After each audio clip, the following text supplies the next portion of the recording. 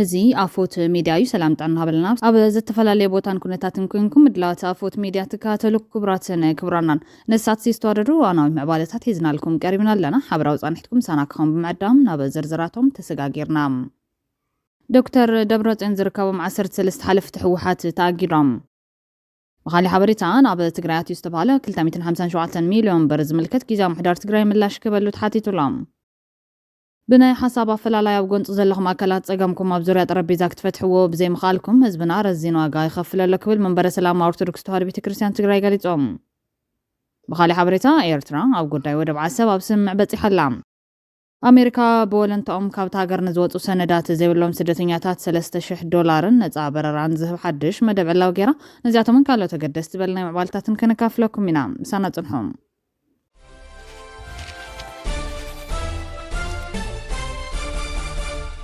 ብቀዳምነት ብናይ ሓሳብ ኣፈላላይ ኣብ ጎንፂ ዘለኹም ኣካላት ጸገምኩም ኣብ ዙርያ ጠረጴዛ ክትፈትሕዎ ብዘይ ምኻልኩም ህዝብና ረዚን ዋጋ ይኸፍለሎ ክብል መንበረ ሰላም ኦርቶዶክስ ተዋህዶ ቤተክርስትያን ትግራይ ገሊጾም እዚ ዝተገለጸ ካብ ዞባ ምዕራብ ትግራይ ተመዛቢሎም ኣብ ከቢድ ሕማምን ሞትን ዝርከቡ ወገናት 3 ሚልዮን ብር ሓገዝ ከም ዘበርከተ ዕላዊ ኣብ ዝገበረሉ መግለጺ እዮም ናይ ህዝብና መከራን መላእ ዓለም ንዘቃልሑ ቲክቶከራት ዘሎ ናዳ ዝገለጸ ቤት ጽሕፈት መንበረ ሰላማ ወሲኹ ድማ ህዝብና ብዘላኣነት ጸገሙ ንክፍታሕ ውዕል ፕሪቶሪያ ተግባራዊ ንምግባር ጊዜያዊ ምሕዳር ትግራይን መንግስቲ ፌደራል ብጽሒቶም ክዋጽኡ ጻውዒት ኣቅሪቦም መንበረ ሰላም ኦርቶዶክስ ተዋህዶ ቤተክርስትያን ትግራይ ብናይ ሓሳብ ኣፈላላይ ኣብ ጎንፂ ዘለኹም ኣካላት ጸገምኩም ኣብ ዙርያ ጠረጴዛ ክትፈትሕዎ ብዘይ ምኻልኩም ህዝብና ረዚን ዋጋ ይኸፍለሎ ዝብል ኮይኑ ወሲኹ ድማ ሕዚ እውን ከይረፈደ ናይ ሰላም ጻውዒት ተቐቢልኩም ህዝብኹምን ዓድኹምን ከተድሕኖ ይግባእ ኢሎም ካብ መረበቱ ተመዛቢሉ ኣደዳ ጥሜትን ሞትን ዝኸውን ዘሎ ህዝቢ ንግዚኡ 3 ሚልዮን ብር ክሕግዝ ከም ዝወሰነ ድማ ኣፍሊጡሎም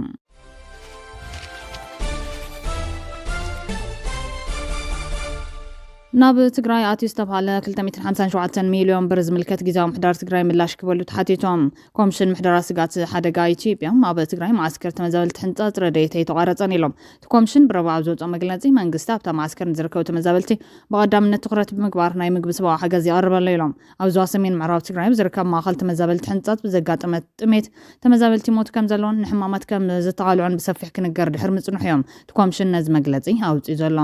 ኣብ ዞባ ሰሜን ምዕራብ ትግራይ ኣብ ዝርከብ ማእኸል ተመዛበልቲ ሕንጸት ብዘጋጠመ ጥሜት ተመዛበልቲ ሞት ከም ዘለዎን ንሕማማት ከም ዝተቓልዑን ብሰፊሕ ክንገር ድሕሪ ምጽንሑ እዩ እቲ ኮሚሽን ነዚ መግለጺ ኣውፂኡ ዘሎ ኣብ ማእኸል ተመዛበልቲ ሕንጸት ተመዛበልቲ ብጥሜት ከም ዝሞቱን ብዙሓት ኣብ ድርኩኺት ሞት ከም ዝርከቡን ኣብ ሰናይ ተግባር ዝነጥፉ ቲክቶከራት ክሳብ ዘቃልዕሉ እዋን ብዛዕባ እዚ ክስተት ብጊዜያዊ ምሕዳር ትክልል ይኹን ማዕኸናት ዜና ትክልል ኣይተዘረበሉን ጸኒሖም እቶም ኣብ ማሕበራዊ ሚድያ ዝተዘርግሑ ምስልታት ኣብ ማእኸል ተመዛበልቲ ሕንጸት ዝነብሩ ብሕሱም ጥሜት ኣካሎም ዝተሃስዩ ኣረጋውያን የርእዮም እዚ ክስተት ከቢድ ስንባደ ዝፈጠረ ክኸውን እንከሎ ነጠፍቲ ማሕበራዊ ሚድያን ወለንተኛታትን ነቶም ኣብ ሓደጋ ዝርከቡ ተመዛበልቲ ንምሕጋዝ ይረባረቡ ኣለዉ እዞም ኣብቲ ማእኸል ተመዛበልቲ ዝርከቡ ኣሽሓት ሰባት ኣብ እዋን ኩናት ትግራይ ካብ ምዕራብ ትግራይ ዝተመዛበሉ ኮይኖም ብዙሓት ኣላይ ዘይብሎም ኣረጋውያን ነፍሰ ጡር ኣዴታትን ህጻናትን ብሕፅረት ምግብን ሕክምናን ይሰኣዩ ከም ዘሎ ቢቢሲ ዘዘራረቦም ነበርቲ እቲ ማዕስከር ተመዛበልቲ ሓቢሮም እዮም ኣተሓባርቲ ማእኸል ቀሸ ብርሃ ራያን ዝሓለፈ 6 ኣዋርሕ ብውሕዱ 300 ሰባት ሓገዝ እኽሊ ከም ዘይረኸቡን ክሳብ ሕዚ ኣብቲ ማእኸል 330 ሰባት ከም ዝሞቱ ንቢቢሲ ገሊጾም ነይሮም ኮሚሽን ምሕደራ ስጋት ሓደጋ ኢትዮጵያ ካብ መስከረም ክሳብ ታሕሳስ ሓገዝ ንዘድልዮም ዘይተቋራረፀን ሙሉን ሓገዝ ምግቢ ይግበረሎም ከም ዘሎ ኣብ መግለጺ ሓቢሩ ነይሮም እቲ ኮሚሽን ኣብ ማእኸል ተመዛበልቲ ሕንጸት ንዝሓለፈ 4 ኣዋርሕ ን14,413 ተመዛበልቲ ሓገዝ ከም ዝገበረ ገሊጾም ኣብ ካልኦት ማእኸላት ንዝርከቡ ተመዛበልቲ ሓዊሱ ኣብ መስከረም ን16,775 ኣብ ጥቅምቲ 18,290 ኣብ ሕዳር 17,813 ኣብ ታሕሳስ ድማ ን14,413 ዜጋታት ዘድሊ ምግቢ ከም ዝተዘርግሐ ገሊጾም ተላኸ ሓገዝ ኣብ ዝግባእ መዓላ ከም ዝዋዕለ ናይ ምርግጋጽ ሓላፍነት ከም ዘለዎ ዝገለጸት ኮሚሽን ኣብዚ ክፍተት ምህላዊ ከም ዝተዓዘበ ብምሕባር ነዚ ክፍተት ምምላእ ሓላፍነት ከባቢያውን ክልላውን ምሕዳር ከም ዝኾነ ይገሊጹ ዘሎ ፕረዚደንት ጊዜያዊ ምሕዳር ትግራይ ታደሰ ወረደ እዚ ጉዳይ ማሕበረሰብ ዓለም ንክፈልጦን ኣጀንዳ ኮይኑ ንክወፅእ ዝገበሩ ውሕዳት ነጠፍቲ ማሕበራዊ ሚድያ ብምዳድ ውሕዳት ንህዝቦም ዝሕልኦ መናእሰይ ኣብ ማዕስከር ተመዛበልቲ ሕንጸት ተራኺቦም ነቲ ዘጋጠም ሓደጋ ጥሜት ዘርኢ ቪድዮ ምስ ዘርግሑ ዝረኣየ ህዝብን ዘካየዶ ዘሎ ደገፍ እውን የመስገን ኢሎም ጀነራል ታደሰ ወሲኹ ብሰንኪ ኩናት ትግራይ ካብ መረበቶም ተመዛቢሎም ኣብ ድርኩኺት ሞት ንዘለዉ ወገናት ምድሓንን ዘላቒ መፍትሒ ንክረኽቡ ምግባርን ካብ ፈቃደኝነት ንላዕሊ ግቡእ እዩ እሞ ግቡእኹም ክትዋፅኡ ይግባእ ብምባል ንመንግስቲ ፌደራልን ክልላዊ መንግስታት ኢትዮጵያን ጻውዒት ከም ዘቕረበ ይፍለጥ እዮም ነስዒቡ ርእቶም ዝቡ ዘለዉ ተጋሩ ኣመራርሓ ሓደጋ ስጋት ኢትዮጵያ ኣብ ዝሓለፈ 4 ኣዋርሕ 11,602 ኩንታል ንኸባቢ 14,000 ተመዛበልቲ ኣብፅሕ ይብል ኣሎም እዚ ማለት ኣብ ወርሒ ንሓደ ሰብ ከባቢ 20 ኪሎ ግራም ይኸውን እቲ በዓል መዚ ብቁፅሪ ጠቒሰ ክንዲዚ መጠን ረድኤት ተብፅሐ እዚ ድማ ጥሜት ክፍጠር ይኽእልን ይብል ኣሎ ብገልጸም ብሓቀው ነዝመጠን ብትኽክል ተተኸፋፊሉ ክንደዝ ከቢድ ጥሜት ኣይፍጠርን ብዙሓት ሰባት ንኣመራር ሓደጋ ስጋት ኢትዮጵያ ክወቅሱ ይፍትኑሎም ብልጽግና ገለመለ ዝብል ኣብ ስምዒት ህዝብነት ትበልጽካ ስራሕ ፕሮፓጋንዳ ይእምንን ኣይኽይድን ረድኤት ከከፋፍሉ ሓላፍነት ዘለዎም ናይ ተኸባቢ ምሕዳር እቲ ዝተጠቐሰ መጠን ቁጽሪ ረድኤት ኣይተላኽን ሓሽኻ ኢኻ ዝብሉ ተኾይኖም ጥራሕ ዘእምን ይኸውን ወይ ድማ ካሊእ መመን ምኽንያት ታሊ ብጭቡጥ ይገለጽ ብሽም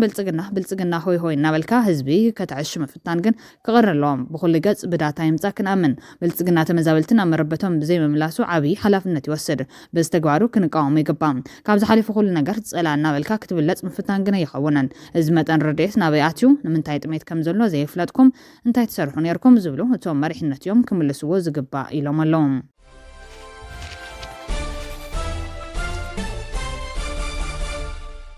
ዶክተር ደብረጽዮን ዝርከቦም 13 ሓለፍቲ ሕወሓት ኣጊዶም ፌደራል ሰበር ቤት ፍርዲ ዘይሕጋዊ ጉባኤ ተካይዶም ንዝበሎም 13 ውልቀ ሰባት ሽሞም ጠቒሱ ብዕላ ኣጊዶም ሰበር ቤት ፍርዲ ታሕሳስ 14/2018 ዓ.ም ንማእኸላይ ቤት ፍርዲ መቐለ ነቲ እግድ ተግባራዊ ክገብር ኣዚዞም ቤት ፍርዲ ከተማ መቐለ እውን ትእዛዝ ሰበር ቤት ፍርዲ ተቐቢሉ ተግባራዊ ንምግባር ምንቅስቓስ ምጅማሩ ፍልፍላት ተረጋጊጾም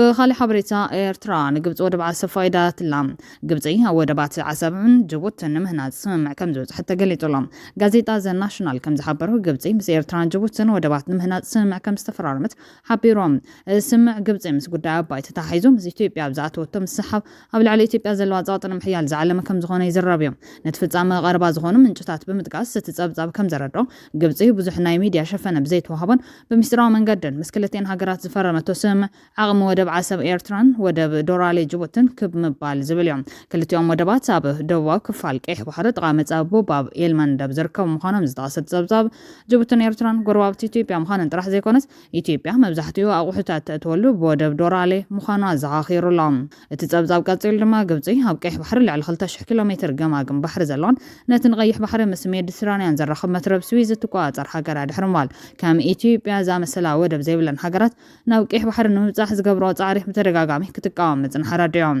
ዘናሽናል ኣብ ጸብጻቡ እዚ ብዙሕ ዘይተባሃለሉ ምስ ኤርትራ ዝተገበረ ስምምዕ ቅድሚ ወርሒ ፕረዚደንት ኢሳያስ አፈወርቂ ኣብ ካይሮ ዑደት ዝገበረሉን ከም ዝተፈጸመ ኣፍሊጡሎም ምስ ጅቡቲ ግን ብላዕለዎት ሰበስልጣን ደረጃ ከም ዝተፈረመ ይሓቢሮም ስምምዕ ግብጽ ምስ ክልተን ሃገራት ዘለዋ ድልድል ወታደራዊ ፖለቲካዊ ርክብ መሰረት ምግባር ኣብቲ ወደባት ወታደራዊ ምንቅስቓስን ምግባር ዝኸላ ምዃኑ ተሓቢሮም እዚ ዜና ፖለቲካ ቀርኒ ኣፍሪካን ጸጥታ ቀይሕ ባሕርን ዓብይ ጽልዋ ክህልዎ ከም ዝኽእል ይግመት ነቲ ጉዳይ በዞም ዝስዕቡ 4 ቀንዲ ነጥብታት ክትንትኖ ንኽእል ኢና ስምምዕ ንኢትዮጵያ ንምኽባብ ዝግበር ዘሎ ስትራቴጂካዊ ስጉምቲ ከም ዝኾነ ይዝረብዮም ግብጽ ምስ ኤርትራን ጅቡትን ወታደራውን ኢኮኖሚያውን ስምምዓት ምፍራማ ንኢትዮጵያ ኣብ ዞባዊ ፖለቲካን በይና ንምግላል ዝዓለመ ይመስል ኢትዮጵያ ምስ ሶማሊላንድ ዝፈረመቶ ስምምዕ ሲዒቡ ግብጽ ምስ ሶማልያ ጥቡቅ ወታደራዊ ርክብ መስሪታ ሕዚ ድማ ምስ ኤርትራን ጅቡትን ዝስምዕ ምግባራ ንኢትዮጵያ ካብ ኩሉ ኣንፈት ሰሜን ምብራቕን ደቡብን ብተጻባቲ ወይ ድማ ብመሻርክቲ ግብጽን ክትክበብ ይገብራ ወደብ ዓሰብን ጅቡትን ኣብ ኣዝዩ ወሳኒ ስትራቴጂካዊ ቦታ እዮም ዝርከቡ ግብጽ ኣብዚ ቦታ እዚ ወታደራዊ ምንቅስቓስን ምግባር ሕጋዊ መሰረት ረኺበሉ ኸማላ ኣብቲ ካብ መትረብ ስዊዝ ክሳብ ባብ ኤልማን ደብ ዘሎ መስመር ባሕሪ ዝለዓለ ጽልዋ ክህልዋ ከም ትደሊ ዘርእዮም እዚ ድማ ኢትዮጵያ ናብ ባሕሪ ንምብጻሕ ትገብሮ ዘላ ድሌት ዓብይ ዕንቅፋት ክኾን ኣይኽእል እዮም ግብጽ ንጉዳይ ግድብ ኣባይ ከም ናይ ህላዊ ጉዳይ ጌራ ትወስዶም ምስ ጎረባብቲ ኢትዮጵያ ስምምዕ ብምፍራም ንኢትዮጵያ ኣብ ናይ ዘተ ጠረጴዛ ንክትዳኸም ወይ ድማ ቆላሕታ ካብቲ ግድብ ናብ ናይ ውሽጥን ከባቢያውን ጸጥታ ንክትቅየር ዝዓለመ ጸቕጢ ዝብል ተንተንትውን ኣለዎም እዚ ስምምዕ ዝምድና ፕረዚደንት ኢሳያስን ቀዳማይ ሚኒስትር ኣብይን ካብቲ ዝነበረ ጥቡቕ ምሕዝነት ወፂኡ ናብ ዝለዓለ ምሰሓብ ምብጽሑ ዘረጋግጽ እዮም ኤርትራን ወደብ ዓሰብ ንግብጽ ክፉት ምግባራ ንመንግስቲ ኢትዮጵያ ከቢድ መጠንቀቕታ መልእኽቲ ምዃኑ ይዝረብ እዚ ስምምዕ ኣብ ቀርኒ ኣፍሪካ ሓድሽ ናይ ሓይልታት ሚዛን ይፍጠር ከም ዘሎ ሓባር እዮም ግብጽ ብርሕቐት እንተሃለወት እኳ ብወታደራዊ ኣቢላ ግን ኣብ ደገፍቲ ኢትዮጵያ ዝነበረ ሃገራት ዓብይ ጽዕንቶ ተፈጠረላ ክብል ትግራይ ጋርዲያንስ እዩ ገሊጹ ዘሎ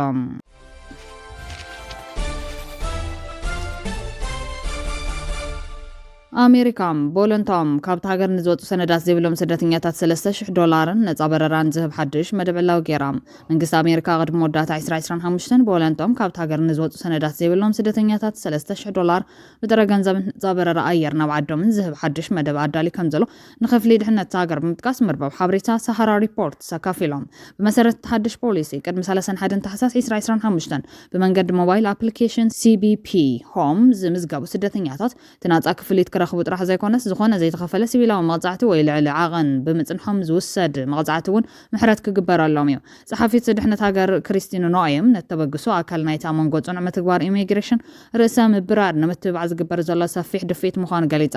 ካብ ጥሪ 2025 ጀሚሩ ኣስታት 1.9 ሚልዮን ሰነዳት ዘይብሎም ስደተኛታት ብወለንቶም ካብ ኣሜሪካ ክወጹን 10,000 ድማ መድረኽ CBP ሆም ክጥቀሙን ከም ዝገብር እውን ጠቒሳላ